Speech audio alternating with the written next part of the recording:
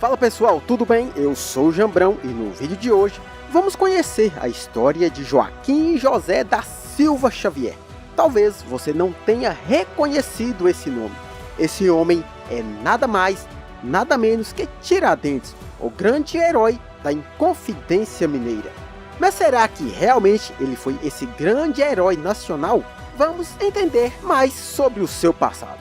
Então mete o dedo no like, pegue a sua pipoca e o seu refrigerante e simbora para o vídeo.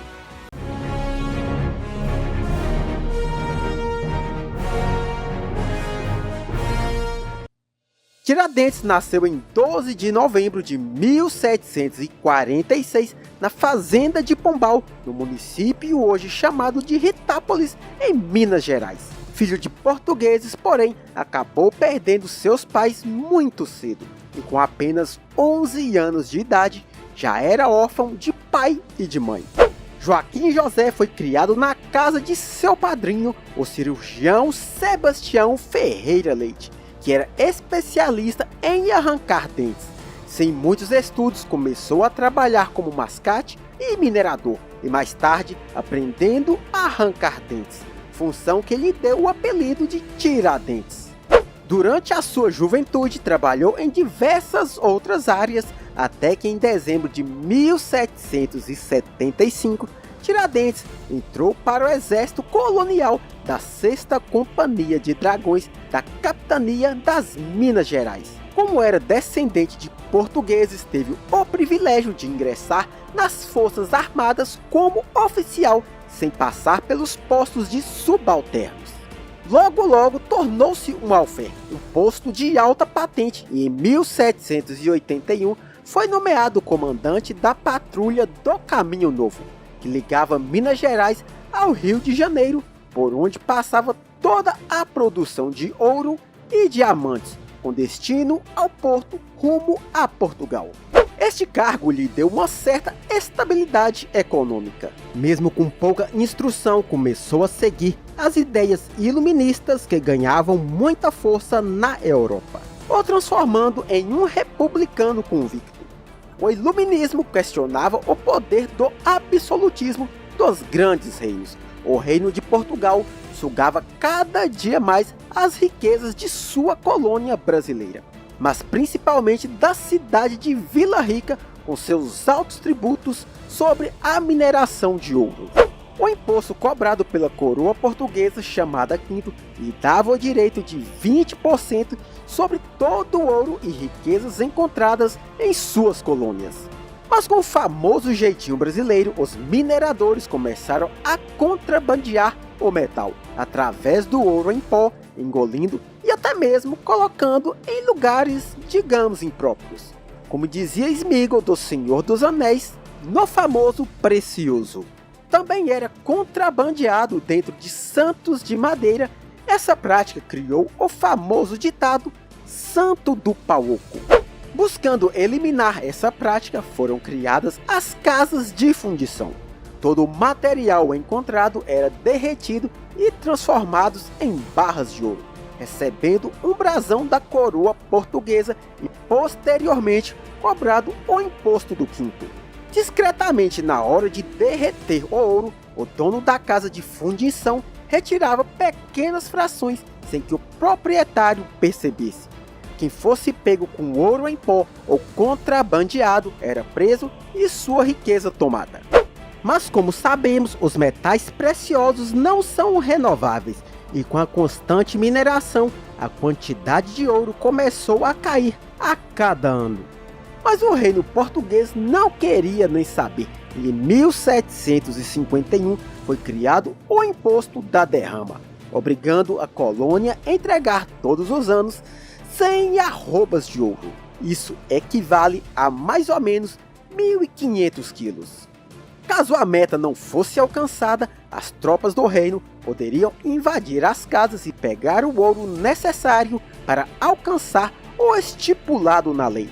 Procurando aumentar ainda mais a sua influência e poder, em 1785 foi criado o Alvará da Dona Maria I, proibindo qualquer tipo de manufatura em terras tupiniquins, obrigando a colônia a manter comércio apenas com Portugal, o famoso Pacto Colonial. Essas pressões e os altos impostos começaram a incomodar e muito os colonos, principalmente as famílias mais ricas, criando um grande barril de pólvora. A partir de agora, com as ideias iluministas de Tiradentes e a insatisfação dos poderosos, surgiu a ideia de unificar Minas Gerais, São Paulo e o Rio de Janeiro e criar um novo país. Mas não vá pensando que estavam fazendo isso com o intuito de ajudar os demais cidadãos, mas sim conseguir se livrar de suas dívidas com a coroa portuguesa e voltar a praticar a manufatura, aumentando suas riquezas. Diziam buscar liberdade, mas essa liberdade não se aplicava aos escravos, uma importante força de trabalho para os latifundiários da época. Resumindo, pura hipocrisia. Após muitas reuniões secretas entre os vários membros da Inconfidência, foi feito um acordo estabelecendo que os membros sairiam em protestos pelas ruas no dia que o governador de Barbacena fosse cobrar a derrama, fazendo a população também se revoltar. Em 1789, o plano estava prestes a ser colocado em prática, porém sofreu um duro golpe. 3 membros da Inconfidência traíram o movimento: Joaquim Silvério dos Reis, Inácio Corrêa de Pamplona e Basílio de Brito Malheiro entregaram seus companheiros em troca de terem todas as suas dívidas perdoadas pela coroa. Em maio do mesmo ano, diversas pessoas foram presas por fazerem parte da conspiração. Tinha até padre envolvido no meio de toda essa confusão. Vários castigos foram impostos, além da condenação de pena de morte a 11 de seus membros, porém 10 dessas penas foram transformadas em asilo político para a África. Apenas um homem seria condenado à morte, e adivinhem quem seria esse homem? Ele mesmo, Tiradentes, o único pobre dentre eles. Em 21 de abril de 1792, Tiradentes foi enforcado e esquartejado. A sua cabeça foi colocada em praça pública e os seus restos mortais espalhados por diversas cidades por onde ele tinha passado. Após a sua morte, teve a sua casa demolida e sua terra salgada para que nada pudesse vir dela. Isso foi um claro recado para quem ousasse afrontar a coroa de Portugal. Essa foi a primeira tentativa de independência do Brasil. O nome de Tiradentes ficou nas sombras por quase 70 anos, até que em 1861, o jornalista republicano Saldanha Marinho ergueu um monumento em meio à praça da antiga cidade chamada agora de Ouro Preto, o homenageando. O nome da cidade foi alterado em 1823, após o grito de independência ou morte de 7 de setembro de 1822. Em 13 de dezembro de 1870, foi lançado o Manifesto Republicano, reforçando a ideia que o Brasil deveria tornar-se uma república, até que em 1899, em um golpe, conseguiram derrubar a monarquia, e o Brasil finalmente passou a ser uma república.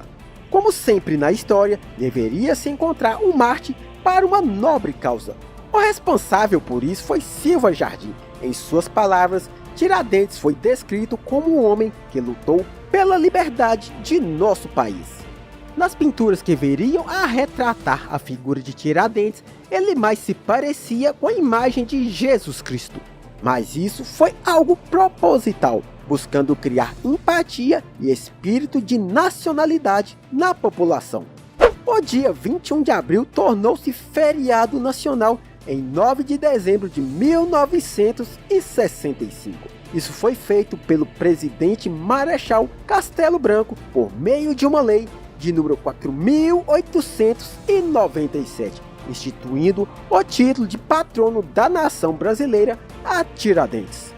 Vou recomendar 3 vídeos aqui do canal que acredito que você vai gostar: os Cavaleiros Templários e a sua cruzada pela Terra Santa, a Era de Ouro da Pirataria e as grandes aventuras pelos 7 mares.